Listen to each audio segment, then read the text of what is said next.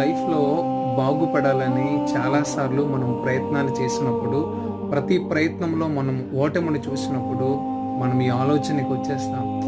నేను చాలా ప్రయత్నాలు చేశాను, ఏ ప్రయత్నంలో కూడా నేను సక్సెస్ని చూడలేకపోయానే.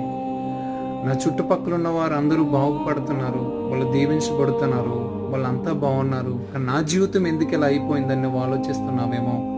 దేవుడు నీతో ఈ మాట సెలవిస్తున్నాడు. యెషయా గ్రంథం 60:20 నీ దుఃఖ దినములు సమాప్తములైపోయినాయి, నీకు మంచి రోజులు రాబోతున్నాయి, నీ జీవితంలో మంచి దినాలు నువ్వు చూడబోతున్నావు, నీ ప్రయత్నంలో నువ్వు ఆగిపోవద్దు, ఇంకో 2 అడుగులు దూరంలోనే నీ యొక్క ఆశీర్వాదానికి నువ్వు ఉన్నావు అని దేవుడు సెలవిస్తున్నాడు. కనుక నీవు విచారపడవద్దు, దుఃఖపడవద్దు. నా ప్రయత్నంలో ఓడిపోయిన నువ్వు ఆ యొక్క ఆలోచనని ఉండని నీ మనసులో. త్వరలో నువ్వు మంచి దినాలు చూడబోతున్నావు. దేవుడు చెప్తున్న నీ దుఃఖ దినములు సమాప్తం